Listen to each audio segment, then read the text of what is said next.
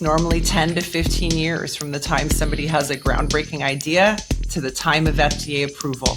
How do we make that shorter? And we're going to do that by being the not-for-profit that gives birth to for-profits. And at the end of the day, get people curative therapies.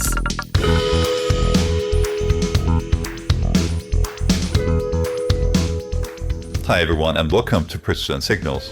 My guest today is Dr. Karen Knudsen, CEO of the Parker Institute for Cancer Immunotherapy. Before leading major organizations, Karen describes herself as a nomad and an army brat, someone who moved 11 times before graduating high school. That upbringing shaped a career defined by bold transitions.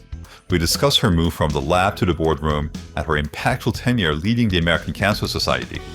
We also cover the Parker Institute's unique model, a nonprofit that de-risks both science by fostering collaborative research and managing IP, then spinning out the successes as for-profit companies. She's candid about her leadership style, admitting she's definitely not a keep-the-trains-running type of CEO. She's in the business of transformation. It's a conversation about science, business rigor, patient impact, and why, whether you're a nonprofit or a startup, the mission is what matters most. Let's step into the conversation and trace the signal beneath the noise.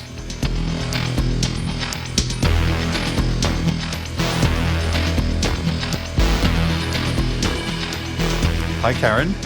Great to see you, and welcome to Precision Signals. Hi, Sean. Thank you so much for having me. It's wonderful to be here. I've been really looking forward to this conversation. Your career has been quite magnificent, to say the least. You've done so much throughout your career, from running your own lab at the Sidney Kimmel Cancer Center to leading the American Cancer Society and now the Sean Parker Institute for Cancer Immunotherapy.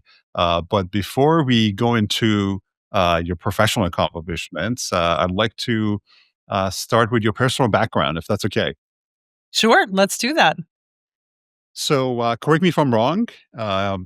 You have described yourself growing up as a nomad and an army brat, constantly moving as a child. Is that true? And if so, how did that shape how you read people today and institutions? Yeah, no, that is absolutely the case. So I was an army brat. I lived in 11 different houses before I graduated from high school. So uh, quite literally, I am from nowhere. People will go to, where were you born? Well, I was born in Baltimore and I lived there for 10 days. So I don't think that makes me from Mhm. Baltimore. But, very proud to have grown up in a family where service was ingrained into you from the very beginning. For everything from the way you lived your life to the people who were around you to, of course, the way your parents viewed priorities. So, for me, really, I think a product of that environment in so many ways. The service, of course, but also, the realization that we are very different across the country in different communities and different populations with different challenges. And I think the ability to assimilate and understand what's driving people's behaviors and what their needs are and to help respond to those needs, I think is something that you learn in a military family.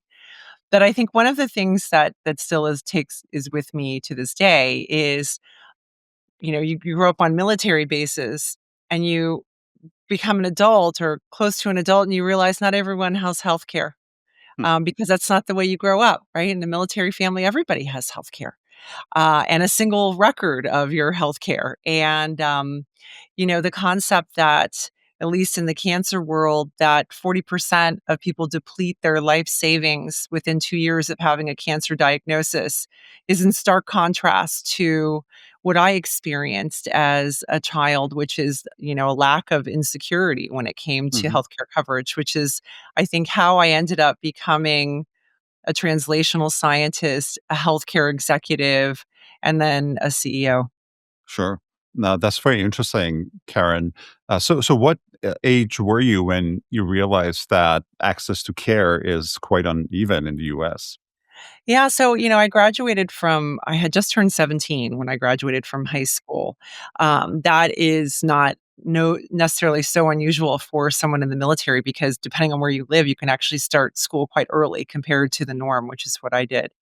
So, when I went to college at having just turned 17 years old, and then for the first time realized that, friends and colleagues at university had to scramble for healthcare was a real eye opener for me. Right. Well, and is that was that the impetus behind you seeking an academic career in the life sciences? You know, I think it was more a contributing factor rather than something intentional. So, I always loved science. I never considered any other career path other than Mhm. science.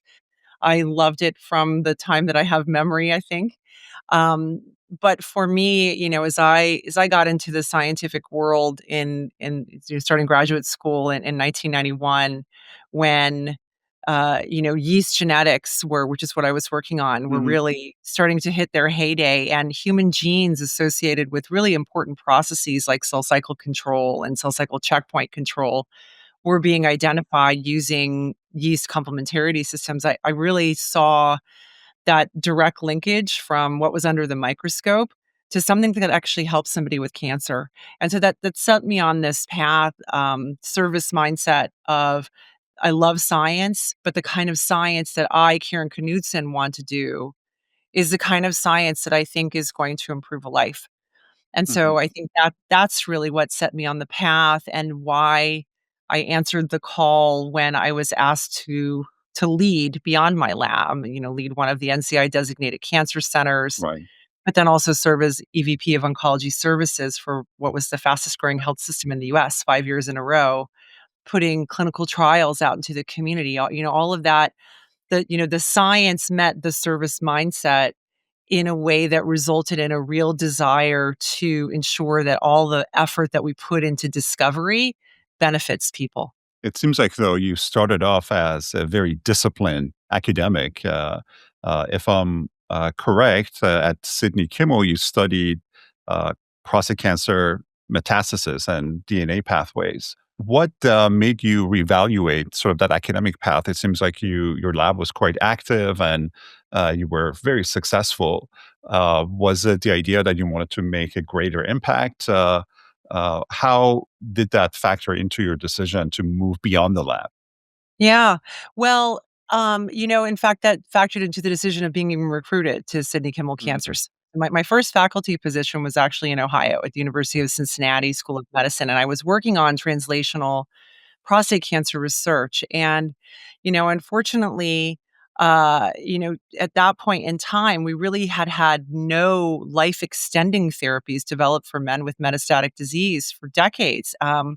So we had a real opportunity to think differently about how to learn from every patient, take what was happening in the clinic and move that back into the laboratory setting, develop new strategies and put it back in the form of clinical trial. That was what I wanted to do, and it's what I had started doing as a fellow with Webb Cavaney and then in my own lab in Cincinnati.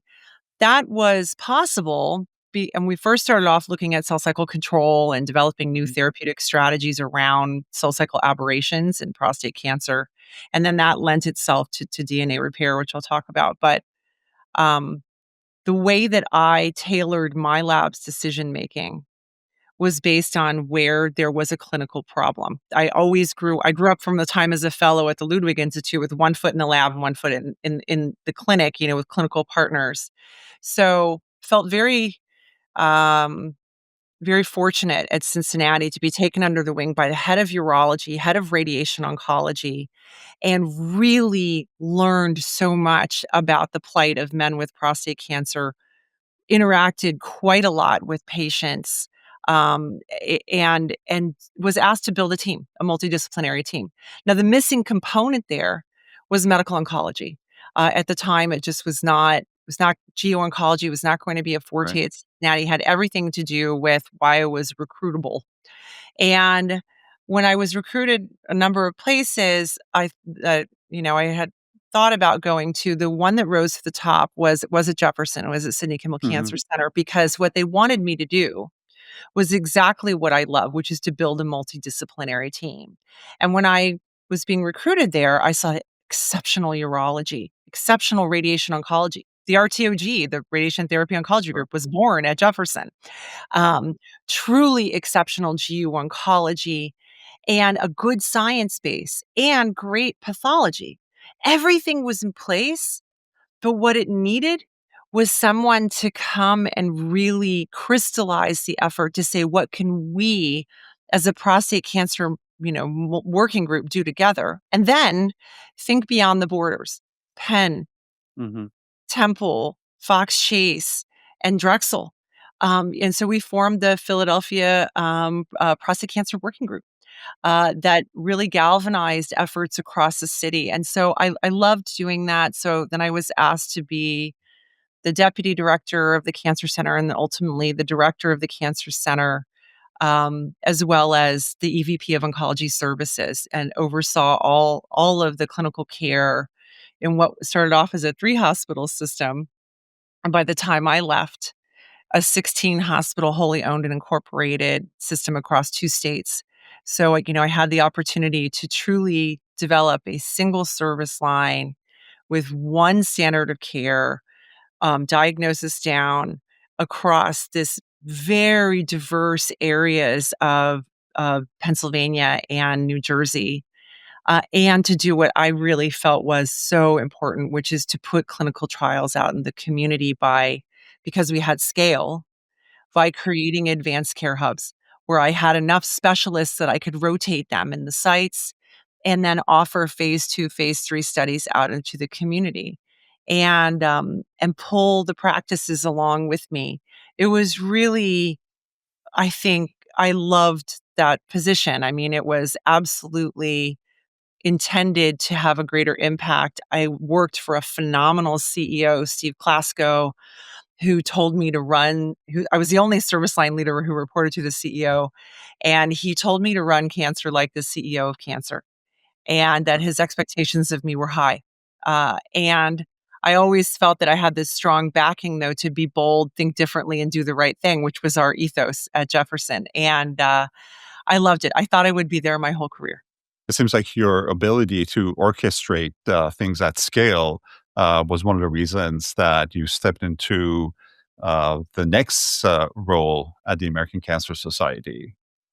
Yeah. And can you tell us a little about how that transition come about? Yeah. So, we were hit very hard in COVID, in Philadelphia with COVID, very hard. And the oncology service line was growing every day because of these smaller, shops that had cancer patients. All they needed was one nurse to be COVID positive, and they needed to move their patient base. So it was everyday fire drill. There was never a day you weren't going into the office. Right. And, really, I realized I had such a phenomenal team then. And we were working on all pistons. And about the second wave of COVID, I got a call from the American Cancer Society who was looking for their next CEO. And what they told me surprised me because the part of the American Cancer Society I knew was the part that I was touching and feeling in Philadelphia that was also really important for us during COVID and beyond. Right. And what I didn't realize is that what I was touching and feeling was the Philadelphia version, but that this had been a federated model for 100 Yep. plus years. And that truly how it was happening in Philly was very different than what was happening here in San Francisco. Because for so long, they were actually completely separate organizations with separate CEOs and separate strategies, all hanging the American Cancer Society banner and doing good things in the world. But the definition of what those good things were was not standardized at all. So the previous CEO had put it together as one, which I really think was an important move. I mean, I give Hmm. him a huge amount of credit for having the wisdom to do that. But it needed the next leader who was going to have it truly function as one instead of in Right. parallel play and decide what in the modern era, 100 years after its inception, what does the American Cancer Society need to be? Whom does it stand for? What does it look like? And I had done so much M&A in healthcare and I loved ACS to my core that I remember hanging up the phone and telling my husband, "Oh my god, I think I might have to do this job. Like, this is really like, I know how to fix this. This is an achievable." this is a great organization that can go to Right. this next level. And I love good to great. So, so it was really fantastic. It was a great 4-year run, and I loved every minute of it. We revamped everything. Mhm. Who do you stand for? Cancer patients and their families, right? New mission statement of improving lives, something I expected my team to do every day. And we anchored around the 3 things that I thought the American Cancer Society did best: research, direct patient support, which is our biggest set of teams across the country, and advocacy, which are the durable solutions, right? The regulations and policies that will actually solve for the cancer problem, that are informed by the science and informed by the needs of patients. So we anchored around that, and then set a very clear vision for what success looks like. And that was ending cancer as we know it for everyone. I used to call those the 8 words that defined us, where the for everyone part was their commitment to equitable access to cancer care and cancer survivorship. So it was just wonderful. And as soon as we started to articulate what we stood for, then we started to grow. And so we had 4 phenomenal years of growth. And I mean growth and impact on research, more grants funded, more patients touched by patient support, and certainly more lives impacted positively and in a durable way by advocacy. So with that, of course, we enhance the resources to get it done, but we kind of flipped the script on its head. It wasn't, let's raise money and decide what we're going to do with it. It was, what do we want to achieve? And let's pull people along with us and get the resourcing done that we need to do. And I absolutely loved it. But I'm not likely ever to be the keep the trains running person. In the same way I loved Jefferson. I mean, it was amazing, and I loved growing it, and I was so proud of my team at Jefferson. I'm still very close with them. So proud of my team at the American Cancer Society, still very close with them. But then, in comes Sean Parker, with this idea of, like, the most bold thing I could possibly think of doing, which is saying, all right, it's normally 10 to 15 years from the time somebody has a groundbreaking idea to the time of FDA approval. How do we make that shorter? And we're going to do that by being the not for profit that gives birth to for profits.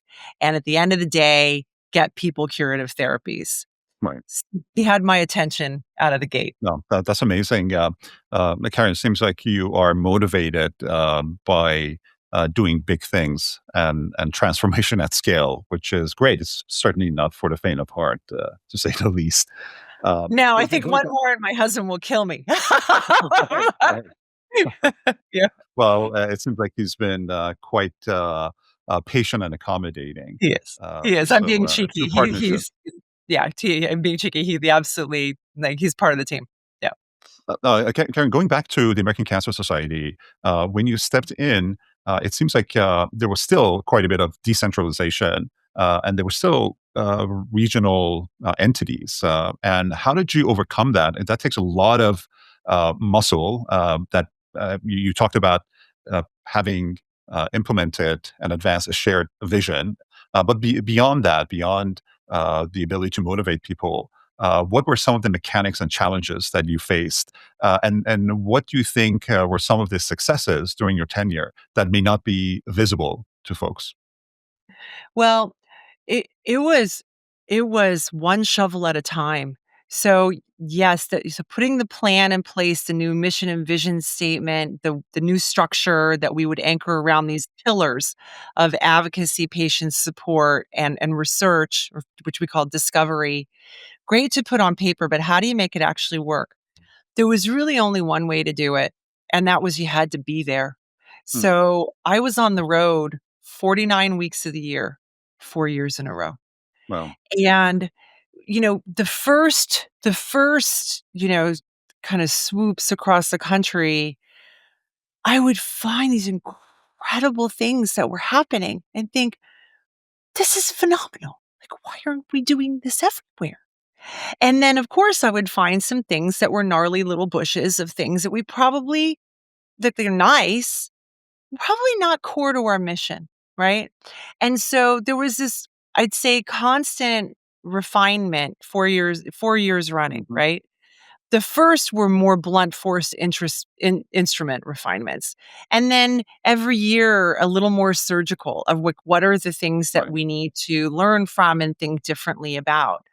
I think one of the most satisfying things for me was putting together patient support as a pillar of the organization. So we had always done these things across the country that really made a difference in people's lives. Things like patient education, things like paying for patient navigators, but also basic blocking and tackling of getting patients to cancer care. Things like providing rides or things like the Hope Lodges. We have these 32 Hope Lodges around the country where we'd house cancer patients and families free of charge during the time. But remember, it was federated, so there was no Right. connectivity.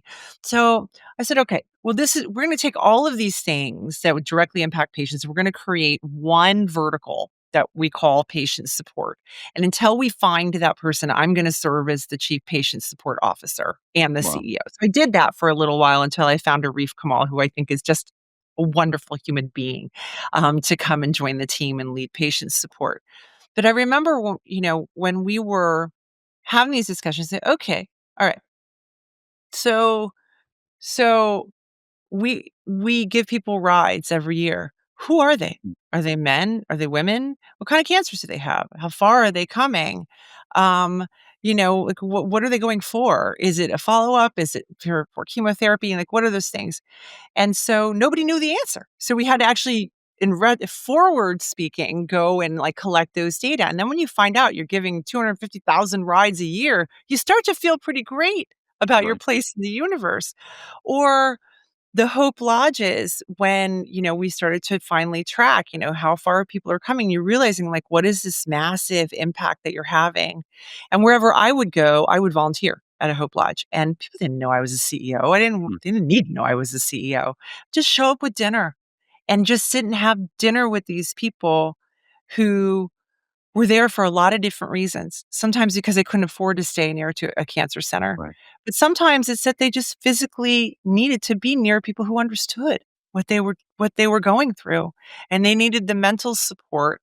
So, or maybe it was that kind of the health support, that it wasn't safe for them to stay in a hotel because they were, immunocompromised. So, I mean, those were the days that no matter how hard this was, because it was the transformation at scale, not easy when you've got 4,000 employees all Sure. across the country, all 50 states, Puerto Rico, and Guam, right? Yeah. So, really, those days when you're sitting in the Hope Lodge face to face with a patient reminded me what I was doing it for. It's the same feeling I had at Jefferson. We'd walk the infusion center or just meet with the patients. There are 2 patients from Jefferson I actually literally talk to every day in a text chain. Hmm. They Wow. just center me and orient me, service-minded, right? Like, this is where why you do what you do. So, I think people didn't realize, even when it was federated, what a good job the American Cancer Society was doing. And I'm proud of what emerged out of the other end. I think they have a real sense of purpose. It was a real working model, and the capacity to do more, came along. I think the thing that was also a key driver for us in our success is, and maybe this is gonna sound controversial, it needed to run like a business. It needed business rigor. Yes, you can be in the business of doing good in the world, but even that's measurable, and you need a budget and a Right. plan and revenue to get it done. It's not different, and so I think sometimes people think that running a not-for-profit is somehow different than running a for-profit. The goal is, your emphasis on mission is very strong, but the competencies are all the same. And I think bringing that business rigor to ACS is one of the things that really helped us get it done. I can certainly relate to that. Large organizations that might, on the surface, be very different, sometimes behave the same. When I went from the FDA to J&J, a lot of folks asked me if things were really different, and my answer was something to the tune of, "Well, I've been doing really what I've been doing for the past few years. There's not much difference. You still have to really focus on the judicious use of resources. You have to manage teams. So the fundamental concepts of what one does successfully at, say, a federal agency or a nonprofit or a successful business are really the same. And it is interesting that a lot of people don't see it that way. But it seems like to run a successful nonprofit, you really have to have a very pragmatic approach to things and be aware of what happens on the ground and match that with the appropriate resources, which just seems like you did remarkably well at ACS. I built a great team. If I have a Right. secret sauce, it's that. It's like, here's where we wanna go, and let's build the right team to get it done. But I always say to people, 'cause I belong to a few different CEO councils, like, one for CNBC and one for the Wall Street Journal, and, um, when people are asking me what it's like to run a large not-for-profit, I always say to them, "Imagine needing to raise $830 million a year in revenue, and you have no product. That's a hard Right. job." You know? And so and then, they're kind of surprised at the scale of that, but it is what it is, but, it's one of those jobs like healthcare where you pour everything you have into it because at the end of the day, what you're doing makes a difference, and that's a great place to be. Right. So, in the absence of having a product, is it the appropriate articulation of the vision that matters most, or is it something I think else? so. I think it's like I am one of those absolute believers that the mission statement and the vision statement and the incentive plan tell you everything you need to know about an organization. And without going into back history, that when I got to ACS, what they were using as a mission statement was actually not an achievable goal. So I throw a red flag on that one. Your mission has to be achievable. And so then changing it to improving the lives of cancer patients and their families is so enlightening to us because it wasn't just that we wanted people to survive cancer. Survivors matter too. There are almost 19 million cancer survivors in the US right now. We hear about those too at the American Cancer Hmm. Society. And so improving their life, they're in scope for us, right? And so at the American Cancer Society. And so that really was an important words really matter. And putting that together and having our vision statement get changed to, ending cancer as we know it for everyone was also very intentional. And so when we were as an executive leadership team struggling between kind of different decision points, we would literally ask ourselves, which one is more adherent to our vision? Which one is going to help us end cancer as we know it for everyone? If we can only do one of those things. And so I really believe that's key. I learned that from the CEO at Jefferson who, took us from a 1.6 billion to almost $12 billion organization over a short period of time. Um, and all 33,000 employees at Jefferson knew what our goals were, and they knew what our mission statement was, and they knew what our cultural values were, that be bold, think differently, do the right thing. That was actually how you were going to get measured on your incentive plan. How were you Right. bold? How did you think differently? How did you do the right thing? And he meant it. So, I carried a lot of that forward with me into ACS and now into the Parker Institute, which is, a very different scale, right? Like Sure. 100 plus year old organization. Or then now you've got this very capable, impactful 9-year-old company that's running on, at the highest speed possible. And the concept of really where philanthropy meets venture capital and investment Hmm. is where we sit, and it is, it's as simple as it is radical, and, same, we're taking that last 9 years of learning and determining what the next phase is going to be as we launch our 10-year anniversary next year. Right. Seems like you've always had an entrepreneurial spirit. One can think about your transition out of the lab as a very entrepreneurial venture, if you will. Where did that come from? Having Um, been trained as a yeah, scientist originally. yeah, I really do believe in the think differently, mantra of like if there's a way for us to get to an end, and for me that end is converting cancers into curable diseases. then thinking differently about how to get there, Mhm. I think is a really exciting way to go. And thinking through how it is that novel structures, novel business structures, or business ventures can can navigate problems and barriers is a place where I find quite a lot of enjoyment. Uh, you know, at Jefferson, we actually had a high risk tolerance for entrepreneurialism, Mm. and we were able to do joint ventures with for profits. I did one, at Jefferson as well. So I had an opportunity to really think through kind of what that looks like. And then at ACS, I put together the very first ever joint venture with a for profit with Color Health because we were so Right. like mission aligned, that was a really phenomenal thing for us to do. But one of the things at ACS that I really found great value in, which set me on this path for wanting to go to be the next leader of the Parker Institute, was we set up an impact investment fund called Bright Edge. And so very small, it's never going to be core to the American Cancer Society, but the concept was especially at a time where it was very hard to get capital for new ideas, that the ACS would give seed funding to early stage companies with the idea that if it went through our science committee and our investment Mhm. committee, that that could assist. The hypothesis was that that could assist with the generation of follow-on capital. And really phenomenal individual, Alice Pomponio, who came to lead Bright Edge and to grow it. And over the 4 years I was there, we made 22 different investments and we had 8 exits. That's That's pretty amazing. great. And now none of these were, very large investments, but it really taught me something about, the plight of what's happening with early stage companies. Now at ACS, those companies could be anywhere across the cancer continuum. Diagnosis, a new therapeutic. It could have been, and one that we invested in was AI to anticipate and offset financial toxicity. So, like, really any touch point, as long as it adhered to our vision and to our mission to improve lives, then it could be considered in scope.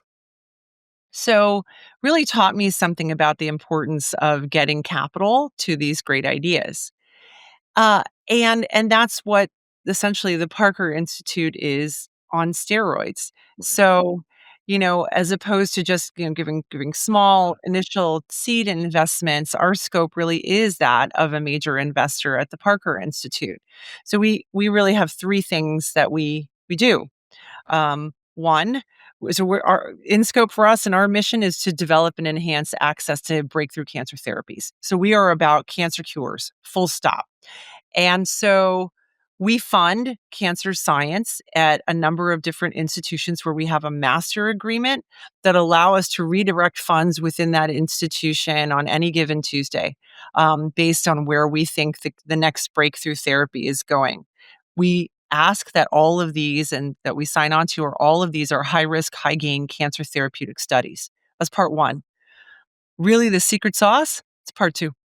We employ in the tech transfer office. Hmm. So anyone who's ever taken funds from the Parker Institute, we have vision into all of your subject matter IP, so that the institution might see what Sean did, what Sean created, or what Karen created. But what the Parker Institute can see is what Sean created and how that relates to what Karen created at a different institution. So we have an opportunity to pull together this constellation of observations and create companies. So we do. Right. So, sometimes that's just we're doing a patent and filing the patent and following the patent and licensing technology. And that gets out then a win for us as patients get access to Parker Science, whether that's through a clinical trial or a commercialization event. So, that happens. But the other thing that happens is that we actually form early stage companies.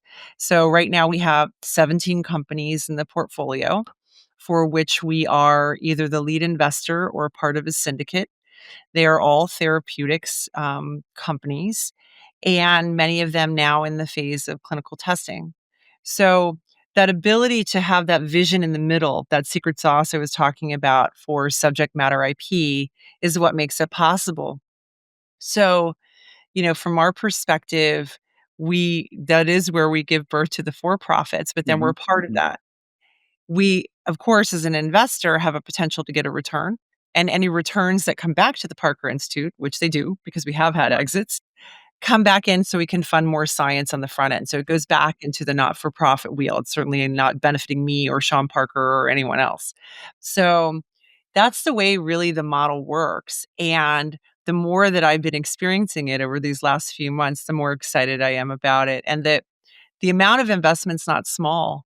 So, over the last 9 years for those what are now the 17 portfolio companies, by the end of this year, we'll be very close to the 400 million mark of investment. So that we're a pretty big investor, Yep. and Yep. we want to do more. And that's just on the portfolio companies, not even, including the Right. amount of science that we've invested. But it really is this self-enclosed scenario where we are essentially doing what the market has been demanding in de-risking the science because we don't find our founders in the wild, right? We've followed them from the very beginning with the science.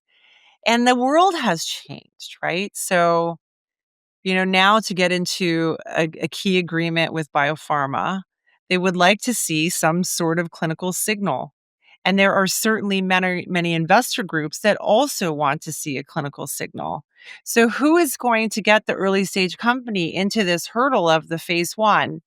Well, that's us and pulling investors along with us. And so that's really where we get involved. And Right. it's when I look at what's happening within our portfolio, it's pretty incredible. Sure. So it seems like you have a much higher tolerance for risk. A lot of VCs, as you alluded to, shy away from investments that are not de-risked, which is unusual because VCs are supposed to take calculated risk. And biopharma is increasingly looking for clinically stage assets. How does the structure of the Parker Institute accommodate that kind of risk taking? Is there a secret formula or secret sauce? Yeah, it really is. Well, we're still learning, right? So 9 years in, there are some things that in retrospect were head scratchers and other things that we're like, "Oh my gosh, this was so great. We should have done even more." So, definitely we'll continue to learn by iteration. But I think the secret sauce is that middle component of having someone with a seat in the technology transfer office who is not just looking at the individual observations, but looking at how it connects to the whole. So that's a key secret sauce. A second are our retreats. So twice a year, we have these closed retreats where we bring in our scientists, we bring in our co-investors for our portfolio companies, and we bring in the CEOs of the portfolio companies. And so it's a relatively intensive 4 days of meeting to go over the science, what's coming, but then also what's happening in the portfolio companies. Because sometimes we're licensing technology back to those companies as well, right? If we see one of our portfolio companies that needs a particular kind of asset, a vector or something that's been in human and we know it exists somewhere else in the Parker Institute, then we have an opportunity to license it over to those companies. So that that twice a year cadence of really putting people together is what allows the company formation to happen. So one that just came out of stealth mode is Dispatch. Dispatch was born at a Parker Institute retreat. It was born because we saw the vision into multiple different IP, from multiple institutions across the Parker Institute, with the whole idea of not looking for neoantigens that decorate the surface of a cancer cell, but rather forcing your own bespoke neoantigen so that you can be ready with a CAR T or an ADC, or you can be ready with a radioligand if you so chose. And so Dispatch was capitalized to the point where the idea of forcing the neoantigen presentation has already gone through the clinic. And we've got very good data for it before we even came out of stealth mode. But we were able to pull co-investors along with us for that initial raise before they left stealth mode because we saw that science from the very beginning. It was not new to us and it was something that we had been cultivating. So then those next set of really phenomenal observations are coming along. So we know what, Sure. Yeah. regularly, but especially after the retreats, thinking through what is the next portfolio company or the next great asset that's going to come out of the Parker Institute. So, very excited about how that model actually works and how we can scale it to do more. Right. Yeah, it seems like the human element is quite important, whether it's your IP strategy or connecting with the stakeholders during the retreats. But you're right. That may create challenges as you scale. How are you thinking about that? Because it seems like you, both personally and from the point of view of the institution, would like to have that really personal touch with the work that you do. Yeah, yeah. It's a great question. So, we've just written our next 3-year strategic plan. I just had it passed through the board. I guess another secret sauce is my board. My board is phenomenal. Mm, So, my board has people who like incredible scientists who've been highly entrepreneurial of their own right, to the top investors in the biotech space, to people who really understand business and marketing and how to really think from a consumer perspective about easing access to information about cancer, but then also clinical trial access and making sure that people are aware of the kinds of opportunities that arise based on clinical trials that result from downstream science. So we'd like to grow every aspect, like to grow the amount that we're able to put on the front end into science, therefore must grow more mhm, more vision and mhm. more individuals in that IP curation forge stage. And then as well grow our ability to invest in more companies. We have so many investments we have to pass on because, you have limited capacity and Sure. as our companies get to clinical stage, we want to stay with them. So unlike ACS where it's, you're only investing in the seed stage, we will stay with the company the entire time. So as long as we're still excited about what's happening, which we are. So, thinking through what growth looks like and how we grow is really important. We want to bring in more sources of revenue so that we can grow every aspect of the organization. But we also need to make sure that we're really clear on what success looks like. What is the right kind of science to be funded by the Parker Institute? Right. At some level, all cancer therapies are going to be immunotherapies, right? I think the way we deliver traditional chemotherapy will change. It will be antibody directed, the same for radiation therapy and immunotherapy, a key component of most modalities, I think, moving forward. So, how do we make sure that we're anticipating that on the front end of the kind of science that we're funding is something we're challenging ourselves with. Ira Melman, that I hired out of Genentech to come be my president of research, is going through and looking for gaps in our portfolio. Like, what on the front end are we missing that we need to be thinking differently about? So, very excited about some of his early learnings, things like vaccines, where we Mhm, need to mhm. probably increase our footprint of what's coming down the pipeline. On the IP component, that will be needs based on the science that we're funding. Of course, we're going to have to build more there. But then on the portfolio company side and the patenting side, thinking through how we find homes for all of the incredible science that is Right. generated. Um, some of our products were Orbital Therapeutics, which was just acquired by BMS a couple of weeks ago. Those are our Mhm. technology that we'd licensed to Orbital.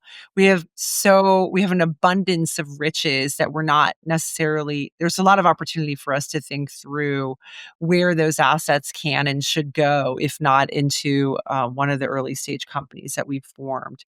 And then, of course, thinking through making sure how we help all of our early stage companies get to their next raise and get to that next, kind of key milestone that they want to get to. So that's what we'll be doing over these next 3 years. I don't think there's any other organization that is doing it this way and at the scale that you're envisioning.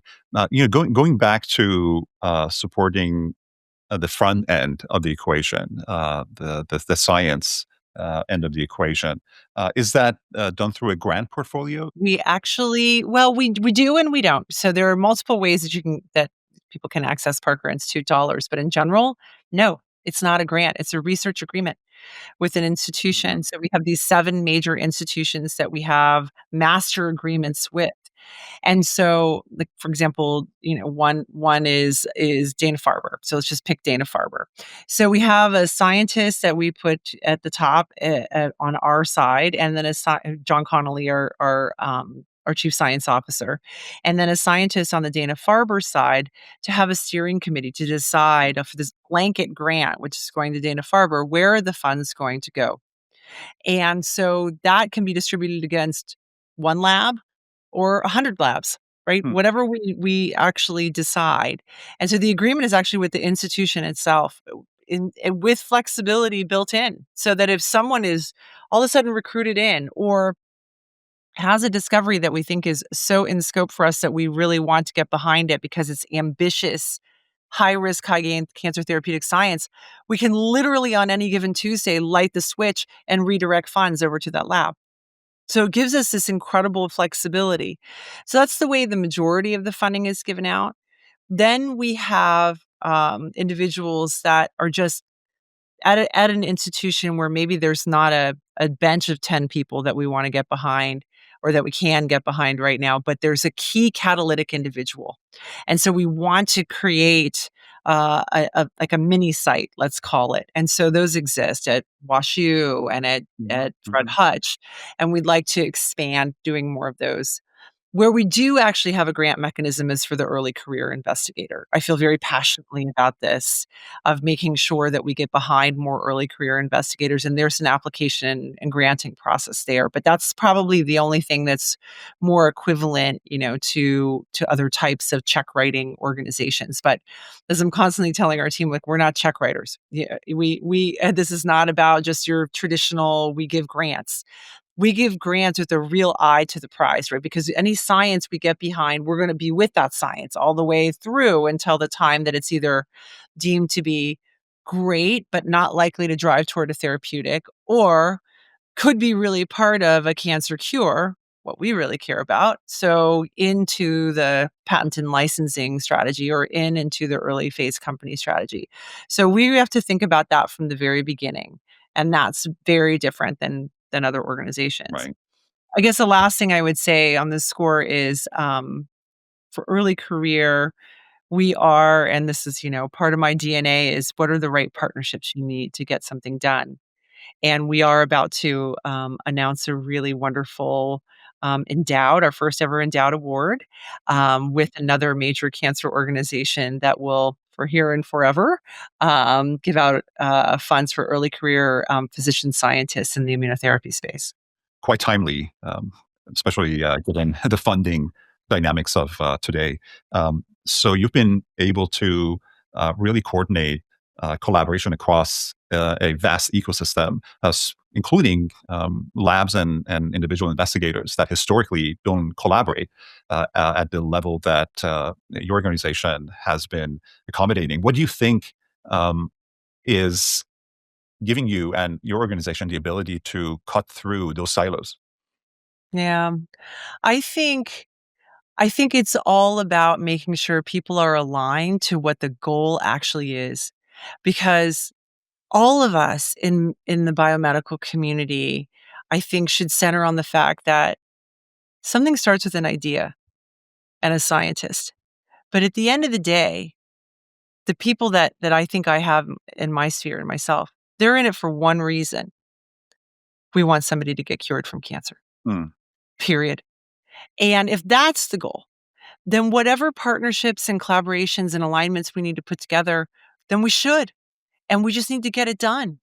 And I think I really gravitate toward organizations that are wanting to think differently, to take a bold step forward. That's what drives me. That's why I'm not a good keep the trains running CEO. That's somebody else. That's not Karen Knudsen. Is it PICI that usually reaches out to the scientists and the institutions, or vice versa? vice versa. So Mm. we just had last week we had our site visit at Stanford, going through and hearing about all the progress from the last year. And we heard at that site visit, hey, here are a couple companies that we're thinking about forming. Had this same site visit at Weill Cornell a couple of weeks ago in New York. Heard the same thing from Jed Wolchek. They're are their scientific lead on the Parker Institute side. So it's coming to us, but then we are also proactively saying, hey, Karen and Sean and this person over here all together, this could be really interesting. What do you think? Hmm. And that's the way it goes. And so that's why at those retreats, having everybody in the right room is really the way to go. And even if we can't get behind something, then making sure that we steer our scientists and our founders to the right place so that they can get the support they need has to be part of our ethos too. So we affect change with our own ability to invest, but also to pull along investors with us or to direct to the right investor. Right. And in terms of the syndicated investments that you mentioned, are those independent of the science that the organization has been supporting, or also Yes. interlinked? No, for it is independent. So I mean, these are truly though these are all of the big investors, the Arch, A16Z, F Prime, General Catalyst, Westlake, Lightspeed, like it's your usual investor. And so we're the only not-for-profit investor in the room, but and many of them we're one of the major leads, so we have board seats. And for those that we don't, we often have a board observer seat. So it's a lot of board service for myself and my team, which we try to balance out so that no one's overboarded and can really make sure they're doing their job. But, I also do have the privilege of serving on the board of AstraZeneca. And so, for me, I always think through from the perspective, which is also a very mission driven Right. organization that without question is patient first, science forward. It gives me a good line of sight into what is kind of biopharma thinking about right now in terms of what are the gaps and things that they're expecting to come and move forward. It gives me a great advantage too. It's a real privilege to serve on that board.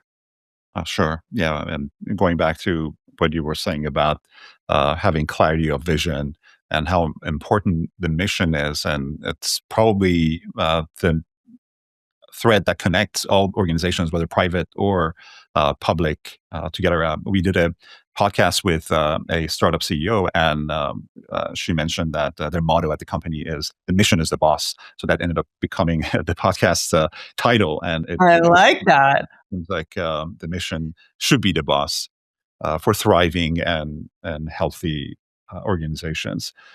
So Karen, now, what are some of the challenges that you see in the immunotherapy space? We've gone a long way from immune checkpoint inhibitors, but it seems like immune checkpoint inhibitors are still a dominant force in a variety of different ways. Folks are thinking about combination therapies, and in cases where you have a single agent that you're advancing, typically you have to go head to head with pembrolizumab. Some folks have cited challenges there, both on the discovery side and on the clinical side. What are the challenges in advancing immunotherapy that you see Yeah. today? I mean, checkpoint inhibitors were game changers, right? I was in healthcare before there were checkpoint inhibitors and after there were checkpoint inhibitors. And so just seeing the impact on patients has just been mind blowing, right? Um, Clearly, a major barrier has been access to and affordability of cell-based therapy, right? Hmm. Because it's been harder to make it bespoke and off the shelf. That's why these are some of the things that we're really trying to change at the Parker Institute with programs like Dispatch that can make some more generalizable strategies for painting cancers with the right neoantigen that you can anticipate and then have off the shelf strategies to target those cancers with a number of different modalities. Mhm. But we're seeing as well, and we're invested in a number of different technologies aligned to in vivo CAR T, right? So that you're not actually having to take out someone's immune cells and train them to see the cancer and put them back, but rather you can do the whole thing in the person, which can allow for scaling. So I think that's incredibly exciting. Uh, A total area of just major promise is vaccine technology, especially to, right now to prevent recurrence. The data on those when they work is just staggering. Also provides us an opportunity to create, much easier to access cancer therapeutics to prevent recurrence in someone and hopefully then to become part of more of a normal therapeutic regimen or a standard therapeutic regimen. So I think we're going to see incredible technology bursts there. And then the other thing I would say is kind of what I was mentioning earlier. I think chemotherapy, our days of standard chemotherapy and radiation therapy are going by the wayside, and that things like Pluvicto and attaching your radioisotope to an Mhm. antibody that's going to target the tumor and limit ancillary damage, and same with the chemotherapeutic payload, that's the future of cancer therapy, and it's all about the right chemistry, the right linkers, and, I'm feeling very bullish about us, being able to not only improve outcomes, but also to reduce side effects of cancer Right. therapy in a future state. Yeah, Yep. I really think almost all therapies are going to have an immune component to the point where, you know, I think we'll probably stop saying immunotherapy in the same way we stopped saying telebanking, when all banking and it ultimately involves Yes. Yep. something virtual. No, makes I makes perfect sense.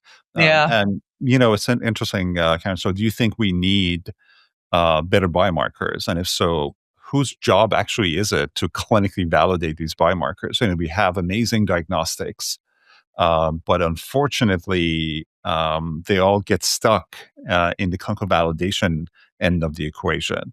For example, for therapeutic vaccines, we need good biomarkers to really efficiently advance these clinical development programs. How are you? Are you involved in that? Is PICI involved in biomarker development and validation? Yeah, I mean, I think it very much is something we think quite a lot about as we're thinking about the therapies coming, either in our science side of, on the front end or coming out on the through the rest of the pipeline at the portfolio companies. Getting the right patient to that therapy the first time is in everybody's best interest. So, I think thinking about biomarkers and patient population selection earlier rather than later is important, and maybe all the more reason to ensure that basket trial strategies allow you to have the best possible chance at determining who is actually going to benefit. But I think more needs to be invested in this diagnostic and biomarker space. It's been a real challenge to get companies that are doing diagnostics, capitalized. But I'm also feeling really bullish about some of the things that have been coming through the ability of artificial intelligence. So, Right. one of the companies that I've been personally very excited about, and I'm a board advisor to them, is ArteraAI. So, Artera took the clinical specimens just in H&E, right? So just a diagnostic specimen from hundreds of thousands of patients from the RTOG and then all of the clinical follow-up and did the essentially the AI training, looking at the clinical information and the slide to determine, how they could have something that it was of both predictive and prognostic value for prostate cancer, and they did it. They have FDA approval. To my knowledge, they're the only AI platform that's predictive and prognostic that's in NCCN guidelines. And they've now moved beyond prostate cancer and getting to breast cancer and lung cancer. So, I think the age is upon us where we really can do what we said we wanted all along, learn from every patient. Except Right. now, we have AI technology assistants to help us learn from every patient. And I think this will help us to enable biomarker discovery. And, in the case of Artera, I'm not sure we know what those biomarkers are. But at the end of the day, if you're matching men to the right therapy the first time, you can go back and you figure that out later, which you will do. But in the right now, if there's an opportunity to get somebody onto the right therapeutic regimen the first time, it's an exciting new world, and they won't be the only ones doing it. But it's just it's one that I'm close to that I've been really No, amazed we by. definitely, if we're serious as a community about precision oncology, biomarkers have to play a critical role. Historically, biomarker development has always been an afterthought, something that you do in parallel to everything else that you're doing, just in Up case. front, move it up Right. front, right? Absolutely. You think about it from the out of the gate. And it seems like, you also alluded to the fact that data is important and having access to the right data sets, learning from every patient. And historically, we've looked at EHRs. And to a certain extent, that has been an interesting exercise. Some people say they haven't fully fulfilled their promise. But I'm a huge fan of Radiohead, and I have been quite fascinated by your organization's project called Radiohead, which stands for Resistance Drivers for Immuno-Oncology Patients Interrogated by Harmonized Molecular Datasets. Can you tell us a little about this effort, and what was the reason that the Parker Institute decided to generate this kind of data? Yeah.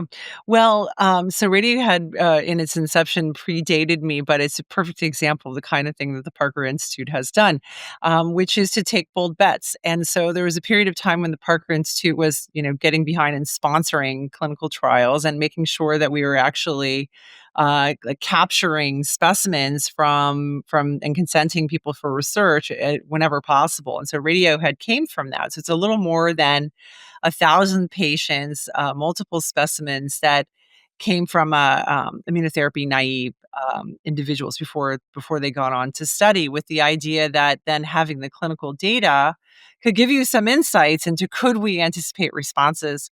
Could we anticipate things like an adverse event? And so we have the data, all the clinical data, we have the specimens, and then we've gone through, including in my time here, to continue to interrogate them, to do single cell analysis and really understand, can we learn from every patient here at Radiohead? And, that like everything at the Parker Institute, we are connected to music, right? I mean, look at our founder of Sean Parker from Napster and Spotify, and Right. so Radiohead is is perfect. Even if you didn't know it came from the Parker Institute, and you heard it was called Radiohead, you'd probably think that probably came from the Parker Institute.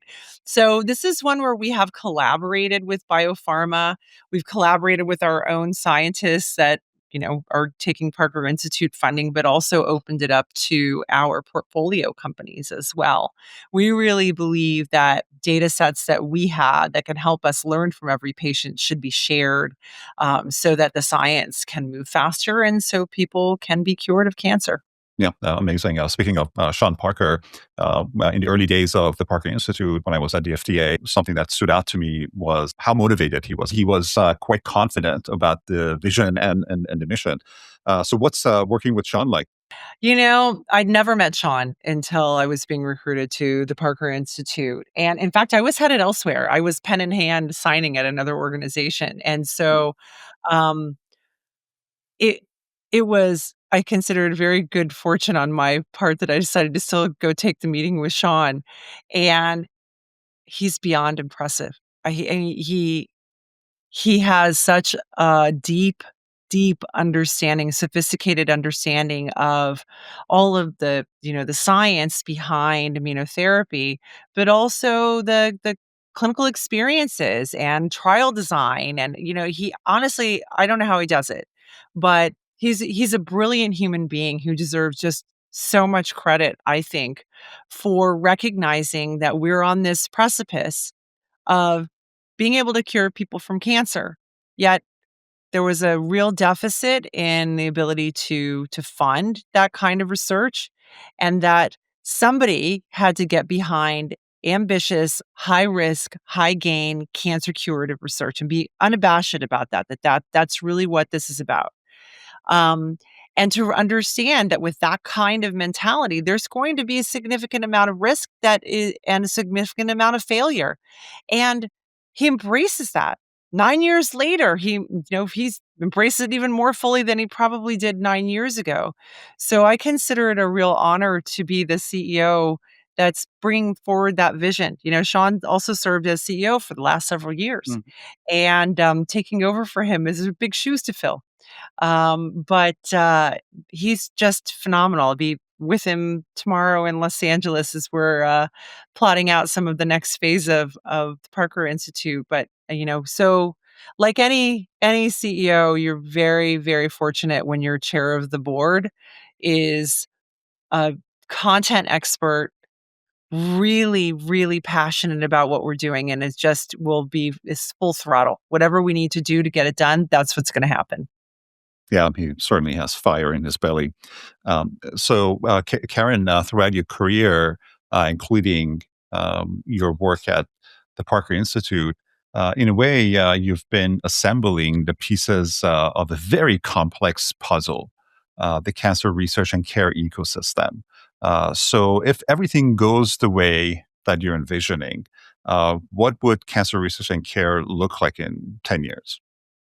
Oh, let's even go shorter than that. I think even in 5, at the time that somebody is diagnosed, I think we're going to be able to really make precision oncology a reality, and develop a bespoke care plan that is for that patient, because we understand now more fully than ever, what is all their clinical information telling us? What does their family history or their genetic history contribute to the care plan? What do the patient's own desires and needs mean and help to shape those goals of care and the care plan moving forward?